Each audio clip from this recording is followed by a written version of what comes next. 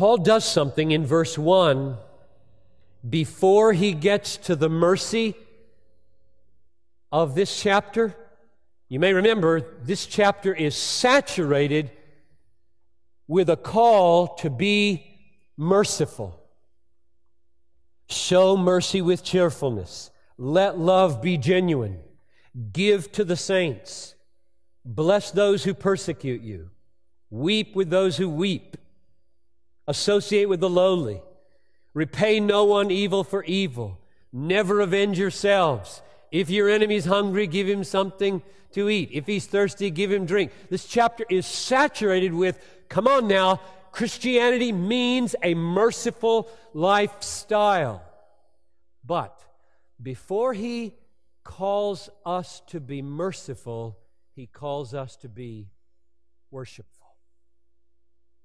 This is absolutely crucial to see the order in which Paul defines the Christian life. Let's read verse 1 again. I appeal to you, therefore, brothers, by the mercies of God, and he's thinking, I'm going towards radical mercy, but not first. I appeal to you, therefore, brothers, by the mercies of God, to present your bodies a living sacrifice, holy, acceptable to God. And what I mean by this is your spiritual worship. This is absolutely crucial to see. Before he calls the Christian life merciful, he calls the Christian life worshipful. And if you get that backwards, you can't be merciful. You cannot be a merciful person if in and through all of your deeds of mercy, you are not making much of Jesus.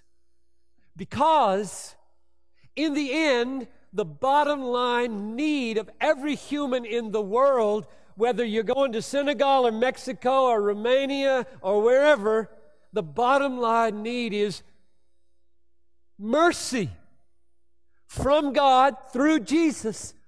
And if you are not making much of that, delighting in that, treasuring that in your acts of mercy with a design to display that in order that they may come to taste it and live in it, you're not a merciful person.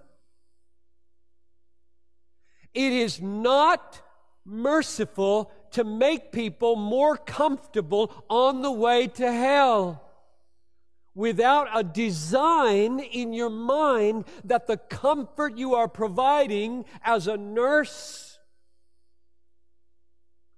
or a doctor or a bricklayer building a church, that the mercy you are providing is designed to display Jesus to them. If Jesus and worshiping Him is not the source and the goal, you're not a merciful person. You're putting a Band-Aid on a cancer, and nobody's going to call that mercy. Therefore, this order, I want you to be a worshiping people first, verse 1, and then I'm going to show you how to be a merciful people. If you trade off the one against the other, you will degenerate into a mere social agenda. And I say the word mere consciously. I think social agendas are hugely important in the Christian calling.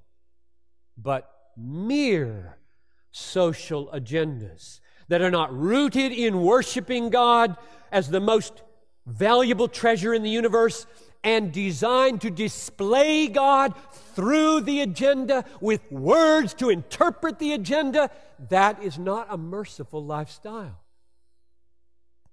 And so we have hit upon something tremendously important here.